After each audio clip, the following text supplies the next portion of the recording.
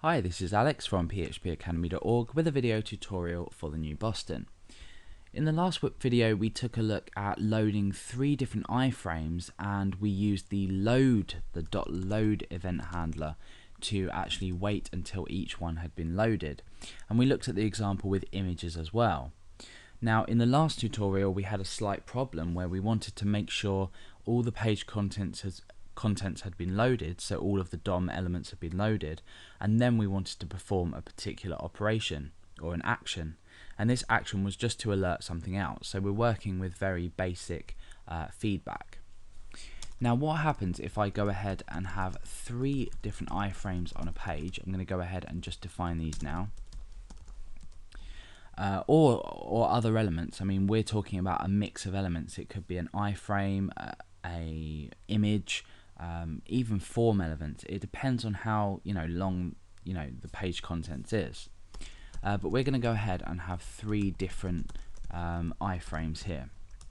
So we go ahead and make 3 of these, and obviously the sources are going to be different. We're going to have ebay.co.uk, and then we're going to go ahead and have phpacademy.org. So we've now got these 3 different iframes on the page. Now what I want to do is show an alert dialog when the content of these 3 iframes have been loaded. So once each and every one has been loaded, I want to then say page has been loaded or window has been loaded. And that's giving you a clue as to how we're going to do this, because we're going to use window as our selector, and then we're going to say load. So window.load, inside of this we define a function as we usually would. But this time, this is going to wait for the entire contents of the page with regards to the elements themselves to load. We're not talking about as soon as the DOM has loaded and is ready to go.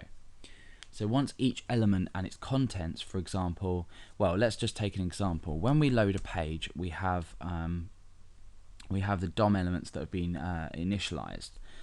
However, they're not necessarily loaded. The contents of them have not necessarily loaded, and this is particularly useful for images, because images sometimes take a while to load. Like for example, if you wanted to have your user apply a particular or allow them to see a particular thing after an image had been loaded, this would be useful.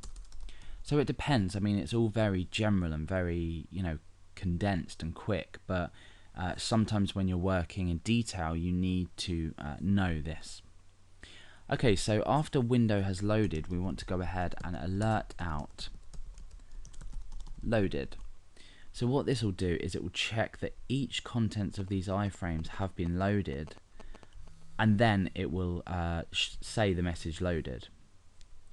So let's go ahead over to our browser and take a look at this. I'm going to go ahead and refresh the page. Now you can see that all the pages are loading, and now we have this dialog. So you notice that each one of these iframes took the time to load before they actually were available and appeared. So we have all of the iframe contents loaded now. However, beforehand in the last tutorial we saw that we couldn't really assign the load to each one individually, because that then took each one and loaded each iframe was loaded, and then we alerted 3 times. So in the last tutorial we did iframe by generally selecting all iframes, and then when we went ahead and refreshed the page we got a message for each one that had loaded, as you can see. So that's the window.load. Usually with jQuery you're not going to go ahead, you're not really going to need to use this, and document ready and the function inside of that is enough to actually load the page and then start to perform actions. So it depends entirely, but feel free to go ahead to the jQuery documentation or Google search this, and there's lots of different information on each reasoning behind doing each one. However, we've looked at some classic raw examples of the differences between this and loading using this, and also loading using window.